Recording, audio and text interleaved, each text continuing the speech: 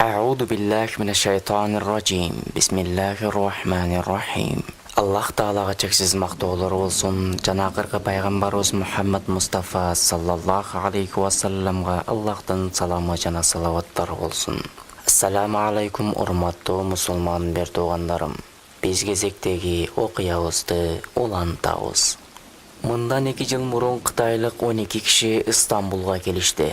Алардын баары жакында исламды кабыл алып мусулман болушкан жана умра сапарына ниет кылып жолго чыгышкан эле. Бири 2 ай мурун, бири 2 жума мурун исламды кабыл алган жигиттер эле.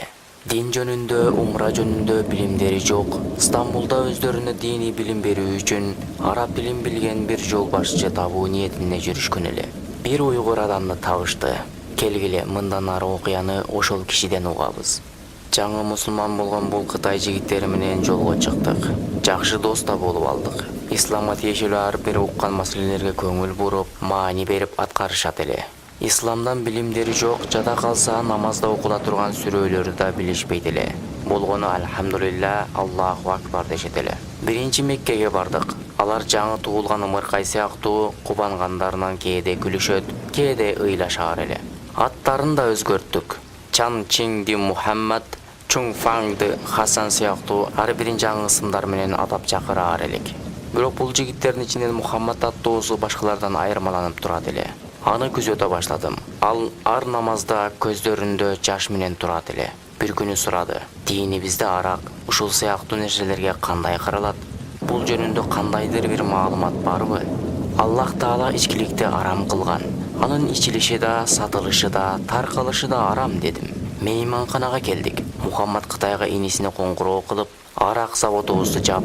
Аллахтын буйругу ушундай экен. Биз буйрукка баш ийишибиз керек деди. Анын иниси муну тез кыла албоосун, эч болбосо 1 күн же 2 күн мөөнөт берүүсүн суранды.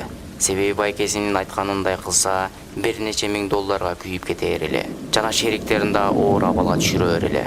Бирок Мухаммад сөзүнөн кайтпады. Аллах буйрук кылган экен, демек муну биз аткарышыбыз керек. Тезинен бекит заводду. Барганда шериктер менен маселени өзүм чечемин деди. Ошентип Меккедеги зыяратыбыз аягына жетти. Жана Мединага жол алдык. Мединада багымнат намазын окудук. Мухаммад менин жанымда башка жигиттер менен бир саптабыз. Мухаммад саждага барды. Узак саждадан башын көтөрбөдү. Биз намазды бүтүрдүк. Ал саждадан башын көтөрбөдү. Бир топ убакыт анын саждадан башын көтөрүшүн күттүк. Кийин аны чакырдым, жооп бербеди. Дагы чакырдым, жымжырт.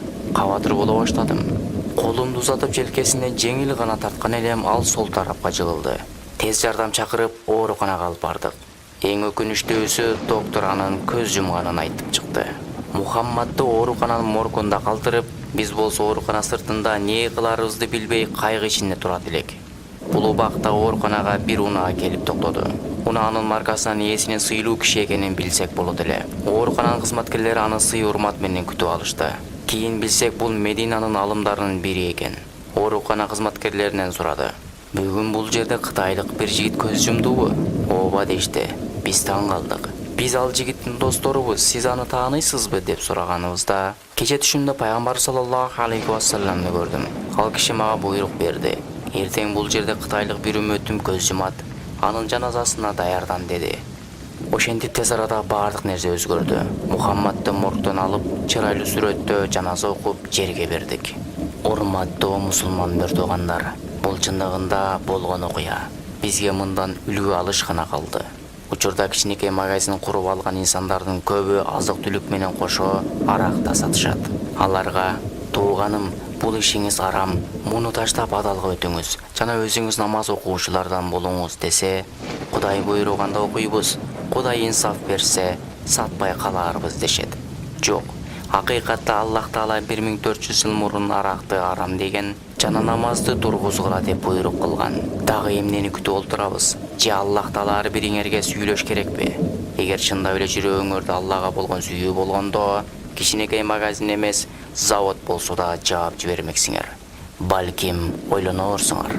Ассаламу алейкум ва рахматуллахи ва баракатух.